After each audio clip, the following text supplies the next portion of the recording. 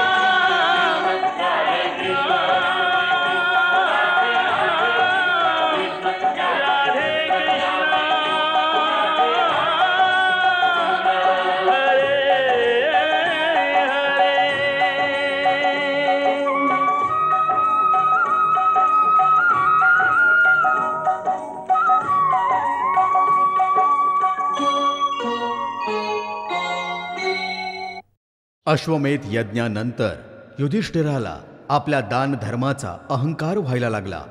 त्याचा अहंकार तोडण्यासाठी भगवान श्रीकृष्णांनी आपली लीला रचली आणि एका मुंगुसाला आव्हान केलं। त्या मुंगुसाचे अर्धे शरीर सोन्याचं होतं। मुंगुसाने पांडवांना एका दारिद्र्य ब्राह्मणाची कथा सांगितली। तो ब्राह्मण कित्येक दिवस त्यांच्या कुटुंबासहित भुकेला होता। त्याने शेतात पडलेला एक एक दाणा गोळा केला आणि आपल्या कुटुंबासाठी एक वेळेच्या भोजनाची व्यवस्था सुद्धा केली। ब्राह्मण भोजनासाठी बसणार तेवढ्यात एक भुकेला अतिथी त्याच्या दारी आला। कित्येक दिवस उपाशी असलेल्या ब्राह्मणाने आपले आणि आपल्या कुटुंबाच्या समोरचे भोजन त्या अतिथी समोर ठेवले आणि त्याला संतुष्ट केले। त्या दरिद्र ब्राह्मणाचे दान किती महान आहे याचीच परीक्षा घेण्यासाठी स्वयं यमधर्म त्यांच्याकडे आले होते। तुझे हे दान यज्ञच आहे ज्याने मी संतुष्ट आहे। हे ब्राह्मण श्रेष्ठ, तुझी महानता इतकी आहे की तुला आणि तुझ्या परिवाराला सदैव ब्रह्मलोकी घेऊन जाण्यासाठी ब्रह्मलोकातून दिव्य विमान येत आहे। मी तिथेच गपचूप लपून सर्व काही बघत होतो। जसं दिव्य विमान अदृश्य झालं, मी पत्रावळींवर उरलेलं सातूचं अन्न खाण्यासाठी बिळाच्या बाहेर पडलो।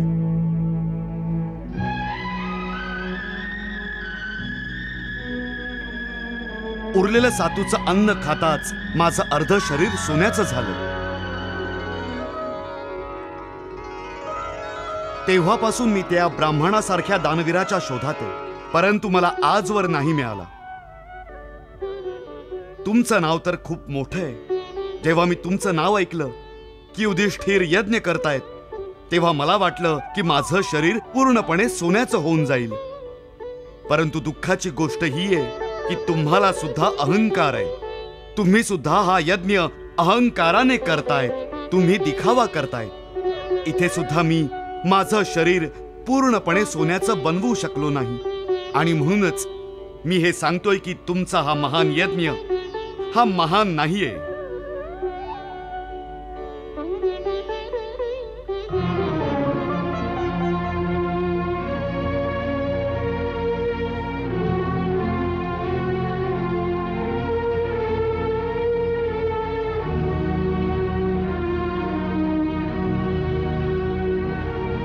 युधिष्ठिर दादा,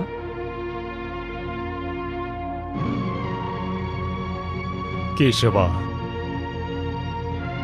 मी तर यज्ञाचा अर्थच विसरून गेलो होतो.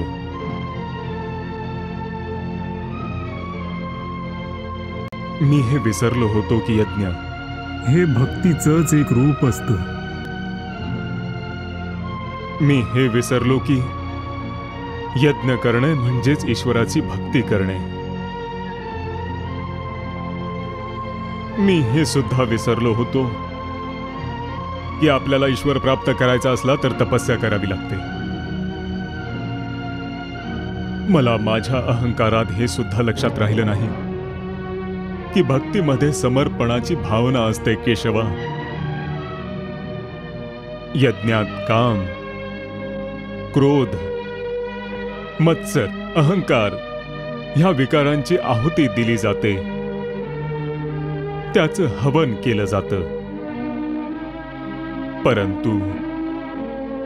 परंतु मी माझ्या अहंकाराला अधीन होऊन स्वतःला ईश्वर समजायला लागलो. जेव्हा की तू स्वयं माझ्या समोर उभा होतास केशवा, माझी ही घोर चूक एक मुंगुसाने येऊन मला समजावली. मी कोणीच नाही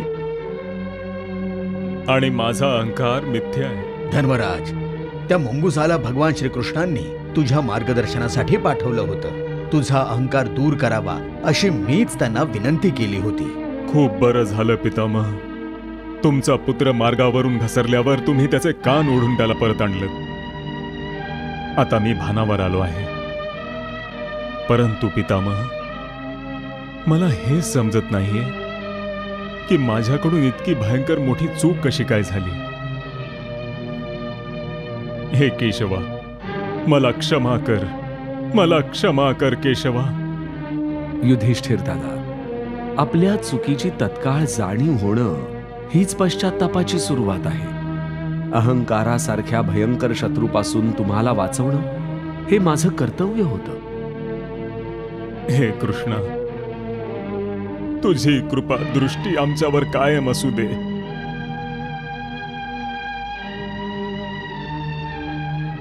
वत्स युधिष्ठिर, अश्वमेध यज्ञ आता संपन्न झाला आहे. आता तुला भागीरथी नदीच्या किनारी वनात असलेले तातश्री धृतराष्ट्र, माता गांधारी आणि माता कुंती आणि काका विदुर यांच्याकडून आशीर्वाद घ्यायला हवा. जशी आज्ञा प्रभू, जशी आज्ञा.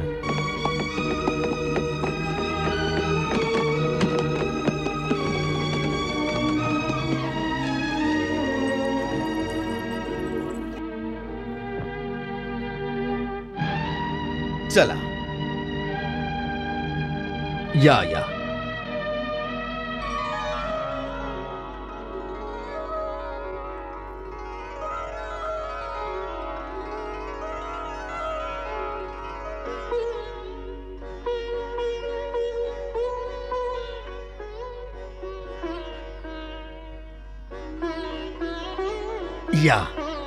यावे प्रभू, या ना. हा आहे आमचा आश्रम. यावे प्रभू, या.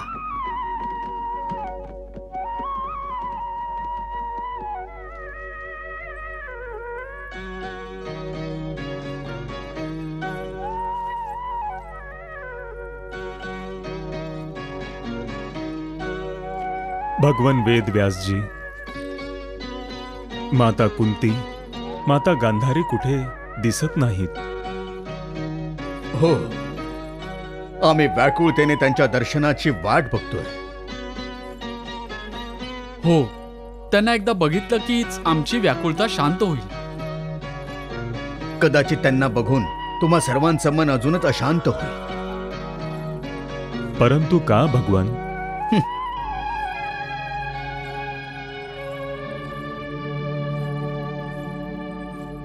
ते बघा, ज्या माथ्यावर एकेकाळी राजमुकुट होता, ज्या खांद्यावर राज्य कारभाराची जबाबदारी होती, तेच खांदे आता पाण्याचा घडा भरून वाहून आणत होते. मार्गावरून ठेचकाळत तापणाऱ्या सूर्याच्या दाहाखाली धृतराष्ट्र पाणी भरून नेत होते. नियतीचा खेळ कोणाला चुकला आहे? कोणाचेही भोग चुकले नाहीत. पतिव्रता गांधारी सुद्धा आपल्या पतीबरोबर आली होती. कुंतीने सुद्धा ममतेऐवजी सेवा धर्म निवडला. राजमहालात ज्या राणीने कधी काडी सुद्धा उचलली नव्हती, ती आता आश्रमात येऊन झाड लोट करू लागली होती. एखाद्या अतिसाधारण स्त्रीप्रमाणे कुंतीने आश्रमातले आयुष्य स्वीकारले होते. नियति के निर्णय कर्मों के लेख किसी से कभी टाले न टले हैं. नियति के निर्णय कर्मों के भोग किसी से कभी टाले न टले हैं.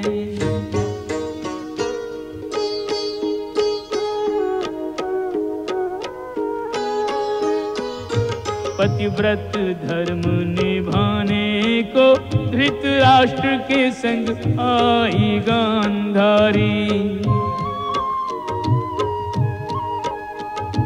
कुंती का त्याग महान के जिसने सेवा धर्म पे ममता वारी. महलों में तिनके न तोड़े जिन्होंने,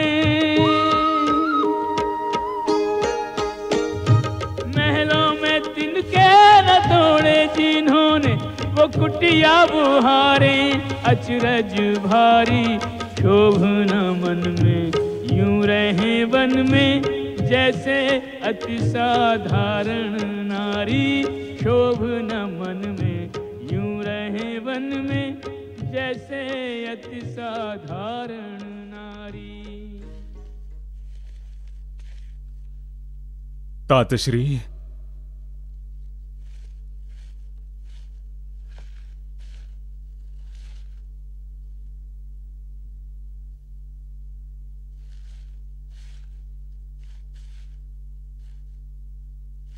कोण? प्रणाम तातश्री. युधिष्ठिर. आम्ही पांडव. सुखी भव, सुखी भव. प्रणाम तातश्री. कोण द्रौपदी? सौभाग्यवती भव, सौभाग्यवती भव.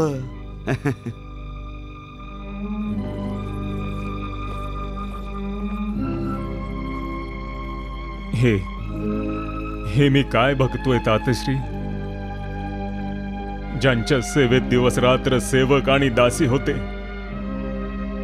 आज मी त्यांना सेवकाप्रमाणे काम करताना बघतोय. द्या, हा घडा मला द्या. नाही नाही पुत्रा. जे स्वतः ईश्वराच्या सेवेसाठी रुजू होतात, ते कधी स्वतःची सेवा करून घेत नाहीत. स्वतःच काम स्वतःच करतात.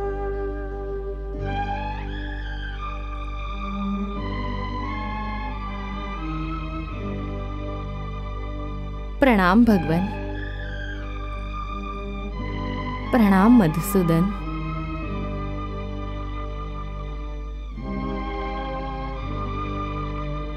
प्रणाम माताश्री.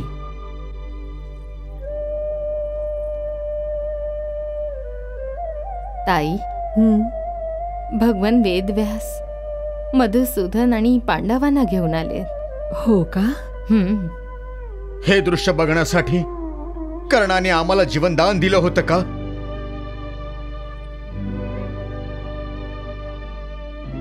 माताश्री, आज तुम्हाला बघून हे लक्षात येतंय की अनाथ आणि सनाथांमध्ये काय फरक असतो ते.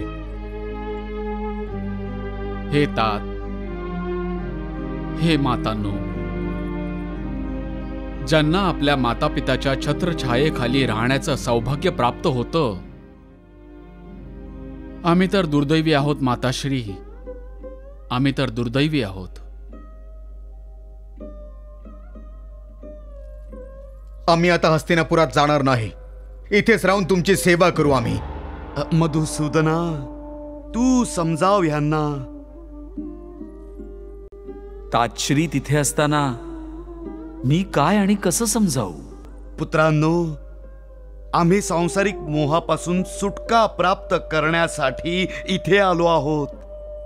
आम्हाला उरलेले दिवस ईश्वराच्या सेवेत घालवायचेत आणि तुम्ही सगळे आम्हाला पुन्हा मोहमायेच्या चक्रव्यूहात अडकवायचा प्रयत्न करताय का? नाही तातश्री. पण मग इथे राहून आमची सेवा करण्याचा विचार सोडून द्या आणि हस्तिनापूरला जाऊन राजाच्या धर्माचे पालन करा आणि प्रजेची सेवा करा. तुम्ही सगळे इकडे कष्ट करत असताना आमचे हस्तिनापुरीतच काय, स्वर्गात सुद्धा मन लागणार नाही. आम्हाला इथे काहीही कष्ट नाही पुत्रा. आम्ही इथे कुशल आहोत. इथल्या या पवित्र वातावरणात आम्हाला आमची हरवलेली मनःशांती प्राप्त झालीये आणि तपस्येच्या प्रभावामुळे आमच्या तन मनाचा ताप सुद्धा दूर झालाय. आणि तुझे काकाश्री विदूर तर महान तपस्वी झालेत. काकाश्री विदूर? हो पुत्रा. परंतु काकाश्री आहेत कुठे? दिसत नाहीयेत ते. विदूर घोर तपस्या करत आहेत. त्यांनी अन्न आणि जलाचा सुद्धा त्याग केला आहे. ते आता केवळ वायुभक्षण करूनच जीवित आहेत. केवळ वायुभक्षण करून? हो वत्स, म्हणून आता ते अतिशय निर्बळ झाले आहेत. ते आता वनात केवळ एका स्थानावर एका वेळेपेक्षा जास्त वेळ नाही राहू शकत. सदा सर्वदा भ्रमण करत राहतात. मी काकाश्रींना शोधून काढेन. मी त्यांना अवश्य शोधून काढेन, अवश्य शोधून काढेन.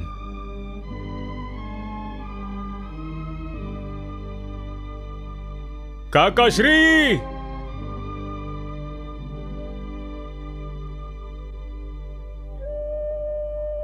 काकाश्री!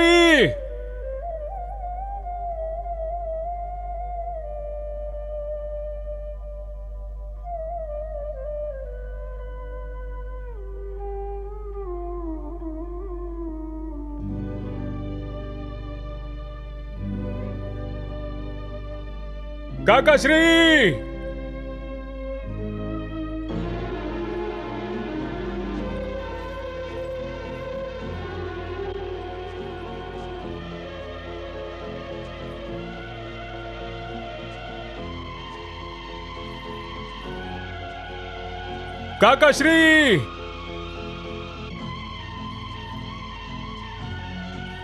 काकाश्री! काकाश्री!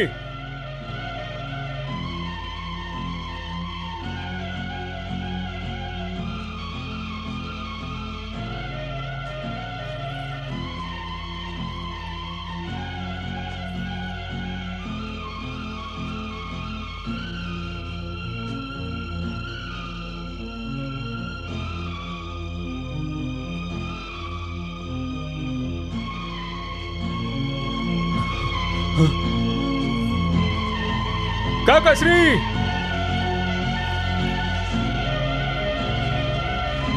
काकाश्री!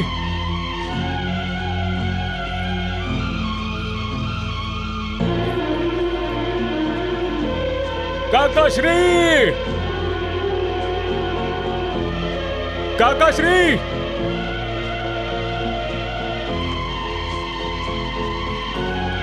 काकाश्री! काकाश्री! काकाश्री थांबा! तुमच्या लाडक्यासाठी थांबा काकाश्री! काकाश्री थांबा! काकाश्री!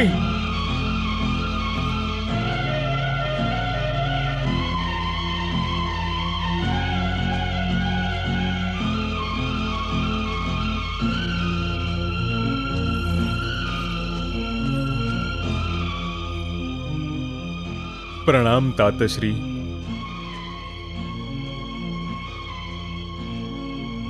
हे महामंत्री, हे महाज्ञानी, आपल्या प्रियजनापासून विलग होणे हेच पांडवांच्या प्रारब्धात लिहिलं आहे का? युद्धभूमीवर आमच्या नातवंडांपासून पितामहापर्यंत न जाणो आमच्या किती नातेवाईकांना आमच्यापासून हिरावून नेलं आहे. आणि आता तातश्री आणि माताश्री सुद्धा आमच्यापासून दूर केले. परंतु तुम्ही आमच्यापासून दूर जाऊ नका काकाश्री. मला समजतच नव्हतं की मला बघून तुम्ही माझ्यापासून दूर का जात होतात. पुत्रा, मी तुझ्यापासून दूर जात नव्हतो. मला माहित होतं की तू मला शोधू शकणार नाहीस, म्हणून मी स्वतः तुझ्या समोर आलो होतो आणि माझ्या मागे तुला यायला लावून सगळ्यात दूर तुला इथे एकांतात आणायचं होतं. हे अतिशय आवश्यक होतं पुत्रा. आवश्यक? असं कुठलं आवश्यक कार्य आहे काकाश्री जे तुम्हाला एकांतात करायचं होतं?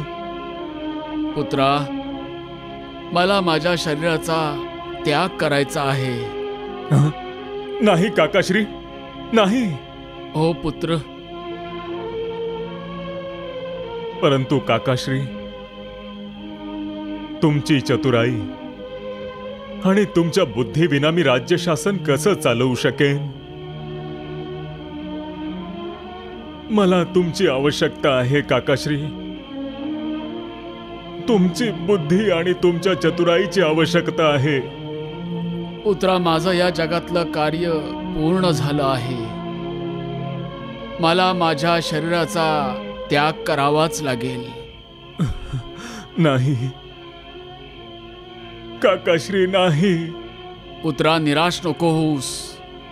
शरीर त्याग केल्यानंतर सुद्धा मी तुझाच राहीन.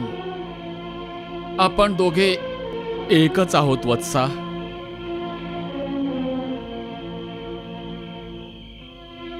केवळ आपलं शरीर वेगवेगळं आहे, पण आपल्या दोघांचा आत्मा एकच आहे. तुला माहिती नाही, पण आपण दोघेही देवता यमधर्माचा अंश आहोत.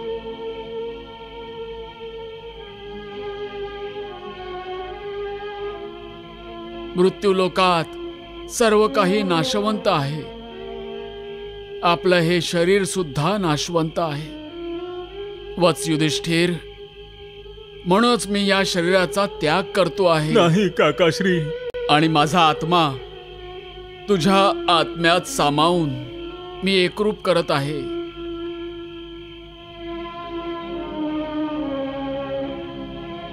अशा तऱ्हेने मी कायम तुझ्या जवळच राहीन. मृत्यूनंतर सुद्धा कायम तुला मार्गदर्शन करत राहीन. वत्स, माझा आत्मा आणि तुझ्या आत्म्याचा हा विचित्र संगम इतरांपासून लपवून ठेवण्यासाठी म्हणूनच मी तुला इथे एकांतात घेऊन आलो आहे. पुत्रा, तू माझा आत्मा तुझ्या आत्म्यात समावून घेण्यास तयार आहेस?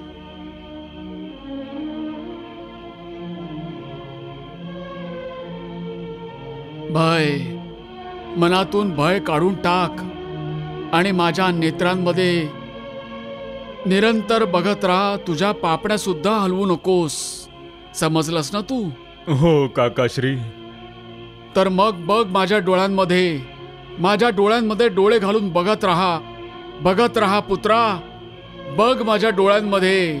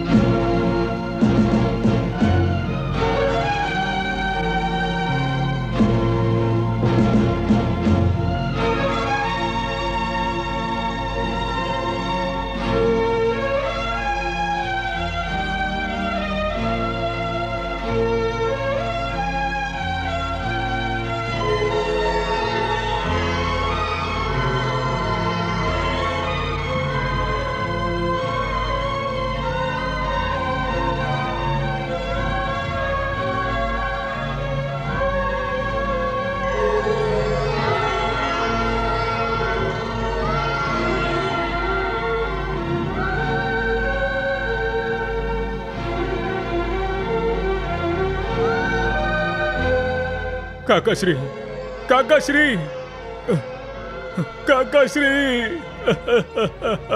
काकाश्री.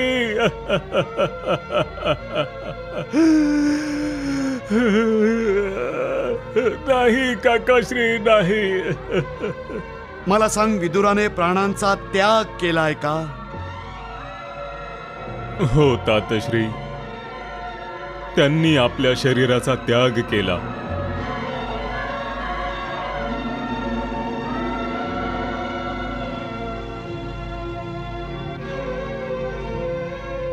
असं वाटतंय जणू आयुष्याच्या अंतिम सत्याशी अर्थात मृत्यूशी विदुर आधीपासूनच परिचित होते. हो ताजश्री, तुम्ही अगदी योग्य बोलताय. महात्मा विदुर महाज्ञानी होते. त्यांना हे सगळं आधीपासूनच माहिती होतं, कारण ते साक्षात यमधर्माचा अंश होते.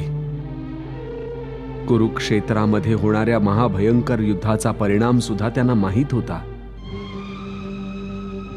म्हणूनच त्यांनी या महायुद्धात भाग घेतला नाही, कारण त्यांना या महायुद्धात होणाऱ्या भीषण संहाराचा आरोप स्वतःवर घ्यायचा नव्हता.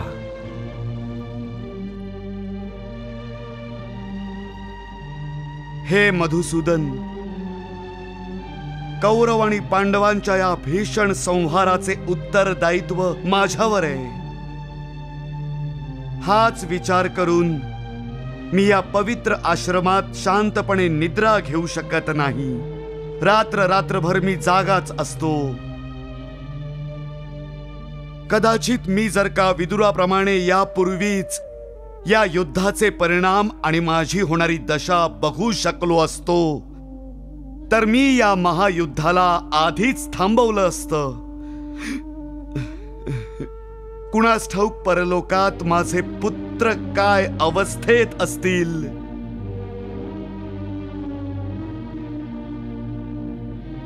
हे वासुदेव, हे पितामह, माझे पुत्र नरकाच्या अग्नीमध्ये भस्म झाले आहेत का?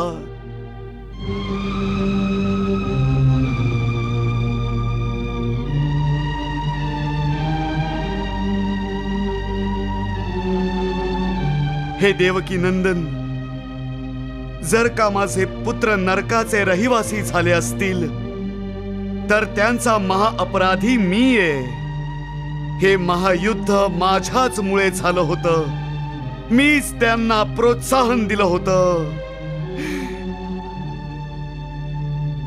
हे पितामह, त्यांच्या पापांचं ओझं मी माझ्या माथ्यावर घेऊ इच्छितो. जर का ते सगळे नरकात असतील तर मी सुद्धा त्यांच्या बरोबर नरकातच राहू इच्छितो. पुत्रा, कोणीही इतरांचं पाप स्वतःच्या डोक्यावर नाही घेऊ शकत. भगवंत, तुम्ही तरी त्याला समजवा. हो ताजश्री, कौरव किंवा पांडव यातले कोणीच नरकात नाहीये. युद्धभूमीवर आपला रक्तपात करून प्रत्येकाने आपापली पापं धुवून टाकली. ते सर्वजण स्वर्ग लोकवासी झाले आहेत.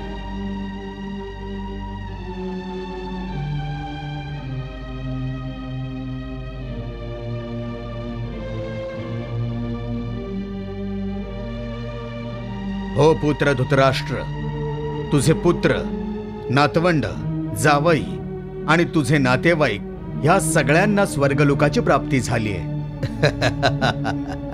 सगळ्यांचे आत्मे आता दिव्य लोकांचा आनंद घेत आहे. दिव्य लोक म्हणजे जिथे वैर नाही, सुडाची भावना नाही, जिथे द्वेष नाही ना क्रोध आहे, केवळ मैत्री आहे. सगळेजण एकमेकांवर प्रेम करतात, स्नेह करतात. सगळेच्या सगळे एकमेकांशी दिव्य नात्याच्या धाग्यांनी बांधले गेलेत. त्या तिथे विकारांसाठी काही स्थान नाहीये ताजश्री. वासुदेव, हे सगळं ऐकून मनावरचं ओझं हलकं होतंय. वासुदेव, जर का ही दिव्य दृष्टी मिळाली असती तर मी माझ्या पुत्रांना बघू शकले असते, त्यांना भेटू शकले असते. भगवान, मी तर प्रतिज्ञावश माझ्या डोळ्यांवर पट्टी बांधून ठेवली आहे, तरीही मला माझ्या पुत्रांना बघावंसं वाटत आहे. मी माझ्या पुत्रांना बघू शकते का? असं आपलं भाग्य कुठे आहे गांधारी? आपण कधी भविष्यात डोकावून बघू शकलो नाही, दिव्य लोकात कसे काय बघू शकतो? हे वासुदेवा, तुम्ही तर समस्त सृष्टीचे संचालक आहात. तुम्ही तातश्री आणि माता गांधारीच्या इच्छेची पूर्ती नाही करू शकणार? आम्हाला फक्त हे दृश्य बघायचंय. युधिष्ठिर दादा, तुम्हा सगळ्यांची इच्छापूर्ती भगवन वेदव्यास करतील. ज्या सर्व योद्ध्यांना युद्धभूमीमध्ये दिव्यलोक प्राप्त झालंय त्या सगळ्यांचं दर्शन वेदव्यास तुम्हाला त्यांच्या महान तपसामर्थ्याने करवतील. याचा अर्थ आम्ही सगळे आमच्या पुत्रांना बघू शकतो का? तुझ्या पुत्रांना नाही, तर त्यांच्या दिव्य आत्म्यांना. पांचाली, भगवान, आम्ही कधी बघू शकतो आणि कुठे बघू शकतो? आज रात्री भागीरथीच्या किनारी. चला. या प्रभू, या या ना तुम्ही सगळेजण. ये पांचाली, या, चला.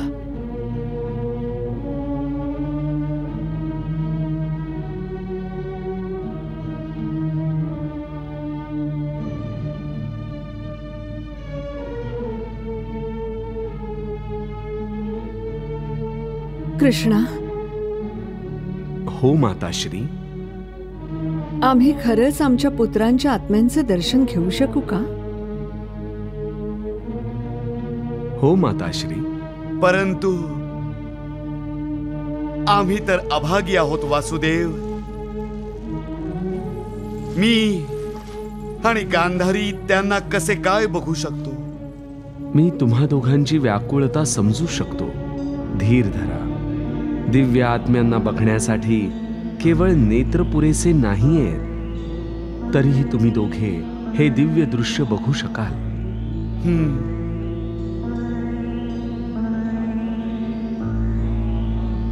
भगवान वेदव्यास प्रत्येकाला दिव्य दृष्टी प्रदान करतील. दिव्य दृष्टीमुळे तातश्री धृतराष्ट्र आणि माताश्री गांधारी समोर येणाऱ्या सगळ्या दिव्य आत्म्यांचं दर्शन करू शकतील.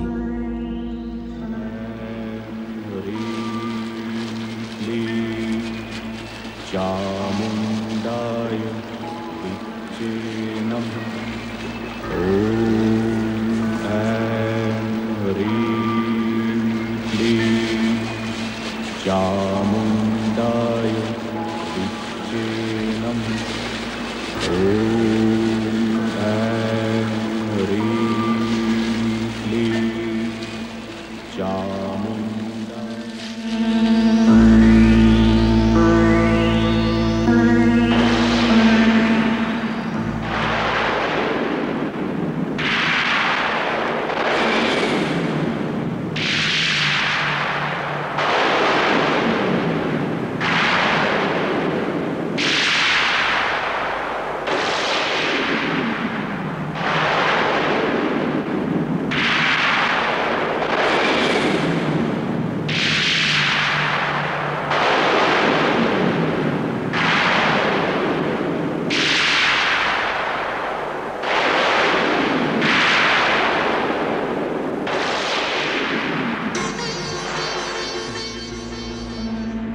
भगवन, मी बघू शकतो.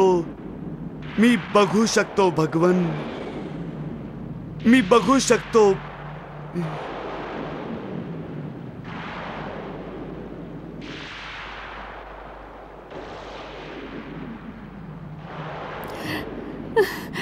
वासुदेव, मीही बघू शकते. मी सुद्धा बघू शकते.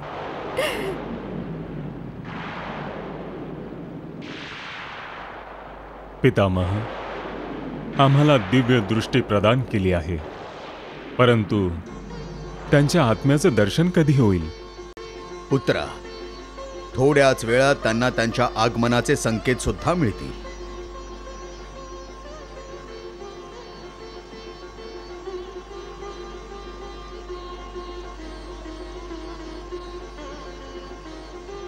दुर्योधन! दुर्योधन!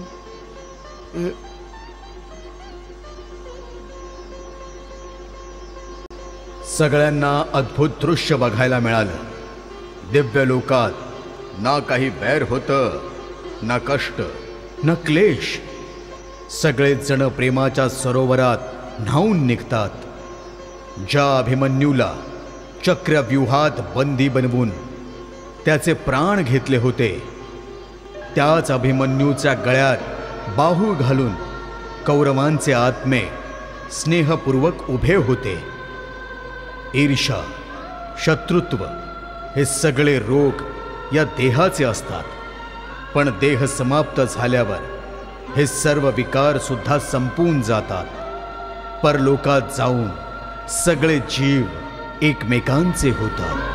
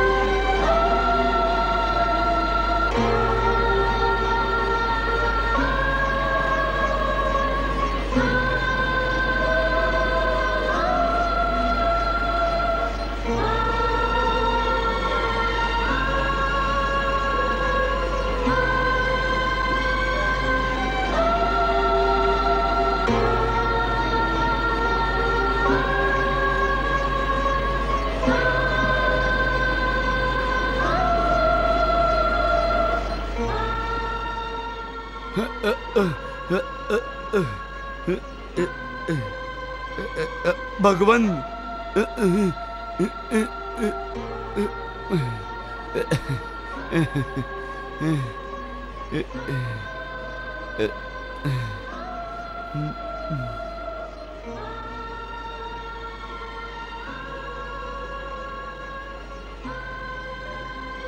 महर्षी वेद व्यासांच्या आश्रमात धृतराष्ट्र, गांधारी आणि कुंती यांना भेटून आल्यानंतर पांडव आणि द्रौपदी श्रीकृष्णासह हस्तिनापूरला परत आले. हातातल्या वाळूंच्या कणाप्रमाणे काळ सुटत चालला होता. एक दिवस ज्या वनात धृतराष्ट्र, गांधारी आणि कुंती तपस्या करत होते, त्या वनाला अचानक आग लागली होती.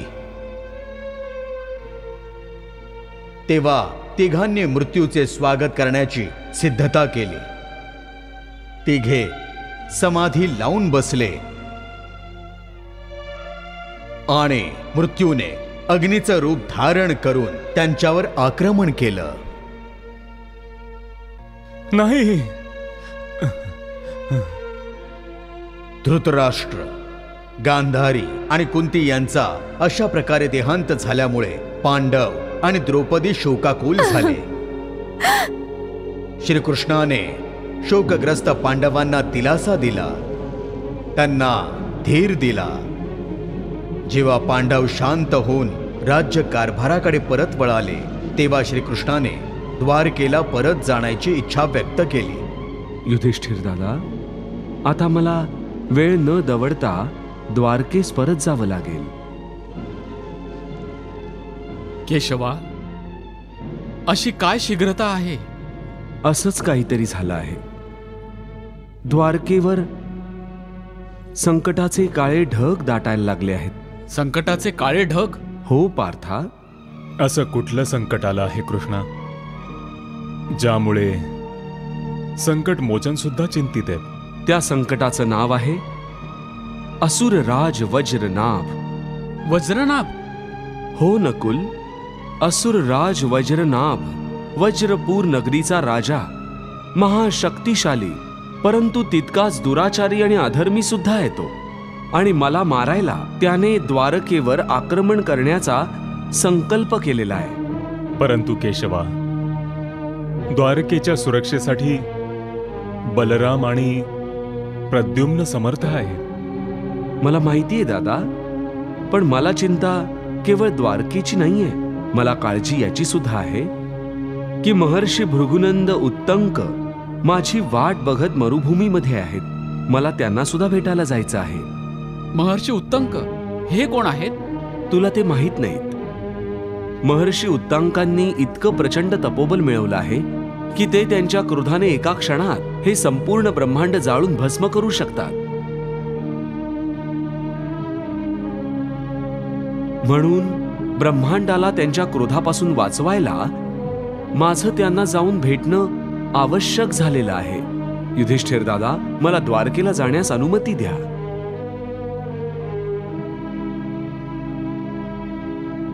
ह्याचा अर्थ असा झाला केशवा की तू खरंच आम्हाला सोडून निघून जाणार आहेस का? वासुदेव, तू आमच्या जीवनात इतका मिसळून गेलाय की तुझ्या विना आम्ही एक दिवसाचं आयुष्य सुद्धा विचार करू शकत नाही. तुझा वियोग आम्ही कसा सहन करू? हे याज्ञसेनी, तुला तर माहितीच आहे, जिथे योग आहे तिथे वियोग सुद्धा आहेच. केशवा, तू आमच्यासाठी या जगातल्या सर्व नात्यांपेक्षा मोठा आहेस. आम्हाला सोडून जाऊ नकोस केशवा. तुमच्यासारख्या वीरांना हे असं वारंवार मोहग्रस्त होणं, असं भावूक होणं, अश्रू ढाळणं खरं सांगायचं तर अजिबात शोभा देत नाही. युधिष्ठिर दादा, जर का राजाच मोहग्रस्त झाला तर प्रजेचं काय होईल? राजशासनाचा रथ कोण चालवेल? आणि तसंही माझं हे मानव शरीर तर नश्वरच आहे. हे तर नष्ट होणारच आहे. आपल्या प्रत्येकाच्या आयुची सीमा निश्चित आहे. कोणीही अमर नाही. म्हणून कधी ना कधी मृत्यू आपल्या सगळ्यांना थोडंफार पुढे मागे विलग करणारच. केशवा, असं नको बोलूस मधुसूदन, असं नको बोलूस. तू आम्हा सगळ्यांचा आत्मा आहेस. जर का आत्मा शरीर सोडून निघून गेला तर आम्ही जिवंतपणे मरून जाऊ. हे वासुदेवा,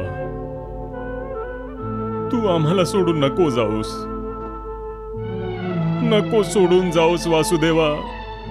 आम्हाला सोडून जाऊ नकोस. जाऊ नकोस वासुदेवा, नको जाऊस. मला वाटतं तुम्ही सगळेजण पितामह भीष्मांचा उपदेश विसरला आहात. तुम्ही स्वतःशी, तुमच्या भावनांशी, तुमच्या मनाशी खंबीरपणे उभं राहण्यासाठी लढाईची वेळ आली आहे. आणि तुम्ही हे टाळायचा प्रयत्न करताय का? हे धर्मराज, सगळ्या कामना या इच्छा आणि आसक्तीला जन्म देतात आणि आसक्ती ही दुःखांना.